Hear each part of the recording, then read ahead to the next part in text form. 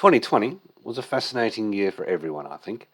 Here in Australia, we had fires, floods, and then COVID-19 came along and stamped its presence on everyone.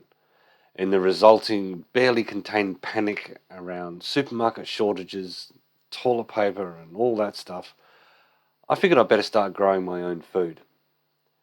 Let's have a look at how that turned out.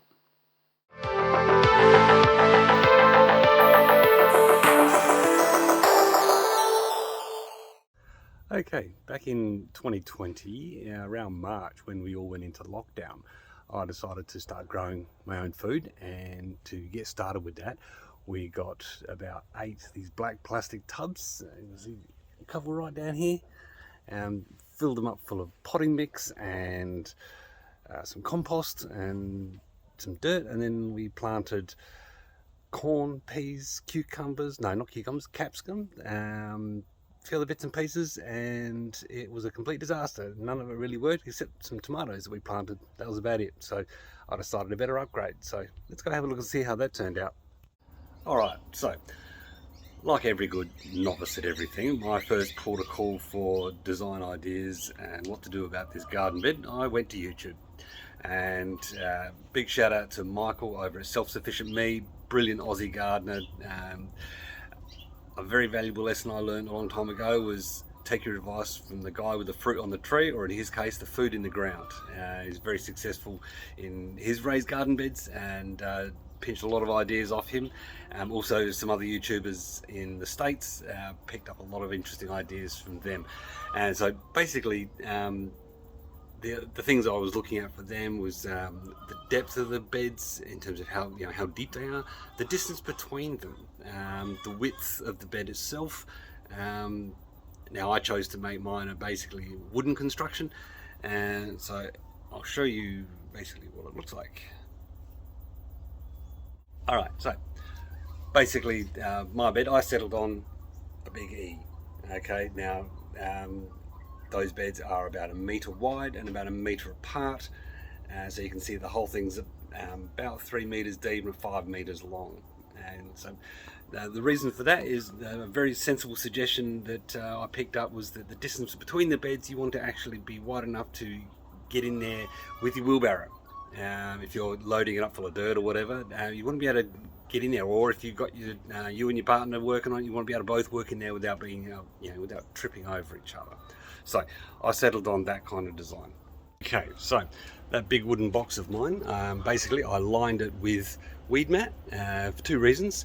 One was the idea of stopping the weeds and the grass and stuff from coming up and invading the bed. Also, I read somewhere about potential problems with leaching of the treatment of the permapine into your soil. So I thought, well, I'll put a layer of weed mat in there to act as a bit of a barricade. Okay, so here is our garden bed. So as you can see, these are 1 metre wide and 600 high. So basically lined it with weed mat, and then for about the first layer there we did cardboard, not the waxy stuff, the good brown cardboard you find in boxes, packaged, monitor boxes. I work in IT, so I got monitor boxes, laptop boxes, all that kind of stuff. That's all good. On top of that, branches, offcuts, timbered leftovers, bits and pieces. That filled up basically that first couple of 100 mil. The next couple of 100 mil we did pea straw, and then the top section there we did good 2 ton of organic blend from the local wooden logs, and this is what it turned into. So this is about our 3rd season now, because this is 2020 when I built this, and so we've had a number of good crops in there. You'll excuse the chooks in the background there, and we've done all sorts of different things. The path between them, as I said, 1 metre wide, so that we can actually get the wheelbarrow in there if I had to. And the floor at the moment, that's just the offcuts, because I bought the wrong length sleepers, so I cut them to fit and ended up with a path out of it. So pretty happy with that. So the organic blend, we've supplemented that. Our first crop mostly was green manure, so that's peas and lucerne and all that kind of good stuff. And then we started growing things, and it's been very fertile. The one thing I know about growing food in your garden is make it fertile, water and weed regularly, and something will happen. The one thing I've learned is that growing your own food is a very forgiving process. You don't have to get perfect, because stuff will work. Stuff just works. Now, the reason I went for 600 high, apart from making it really easy to layer up, is it also makes it easy to work with. Now, this is a good height. I figure I'm getting older, I need to be able to work with this bed while I'm getting it a little bit more frail as I get older. So I built it at 600, so that's a good height for my knees.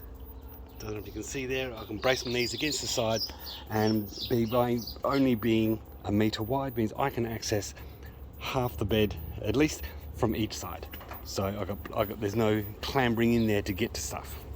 All right, and that was one of the other lessons I pinched off one of the YouTubers in building this, was that don't make it so wide that you can't reach stuff. Okay, so as for what we got growing here, testimony to the fertility of this lot, we got some chuck out beetroot. This was $1 for a punnet down at Bunnings. It was on chuck out. They were looking very sorry and sad. We stuck them in here. We put some cones on them. I'll show you those cones in a minute, and they're looking pretty good. We're quite happy with that. I've got spuds coming up here. I deep planted these, so there's not furrows, not progressive fill, or any of that stuff.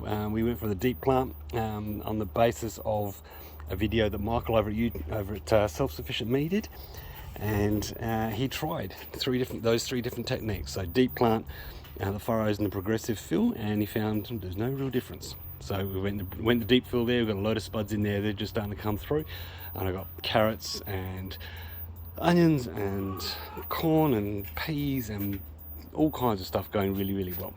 On asparagus up the back there, and this is our third year in, I think, with the asparagus, and it's starting to shoot spears up and look really good. Now, these are the cones I was telling you about. Now, we tried greenhouse covers. That's what this metal frame is. It's just leftovers an old metal frame. I have a greenhouse cover we bought from Bunnings, I think it was. Those things are good for a couple of seasons, then they corrode to buggery and they break. So went for something different this time, and we found these online. Nothing fancy, just an ordinary plastic cone with a hole in the top. And what we do is we stick that over an individual plant, and it keeps the bugs off them, and it recycles the condensation, so that the transpiration out of the leaves of your plant goes back down the sides and into the ground, so you're not losing that moisture. And it's worked out really well. We had all of these, all this corn was originally under the cones, and we took the cones off the other day simply because they're doing pretty well. They're actually outgrowing the cones. All this stuff in here, we got beetroot, I think, and cabbages and broccoli, and some more lettuces up the back. You can see I've still got one undercover down there. This guy was undercover until a couple of weeks ago. I uncovered this guy yesterday. And it tends to keep the slugs off too, I find, because they can't find it. So, been really happy with that. Now, we're trying different things. The white piping there is a big frame that I tried to do. Wasn't quite happy with the results of that. I'm still thinking about a redesign for that. I just haven't taken the bottom off. So the ultimate objective was a greenhouse style thing for the winter, and I'm still working on revising that design, and maybe I'll show that off once I build it again. So that's probably it for now. Catch you next time. Righto, that's enough about that. You know the drill. Hit the subscribe button and become part of our thriving community. Of course, if you like my videos, give them the big thumbs up and share them if you want, as that helps the channel out. And also hit the bell to get notified when I put up new content. Okay, that's all from me, so stay healthy, keep thinking. As my mum would say, be good, and if you can't be good at it. I'll see you next time.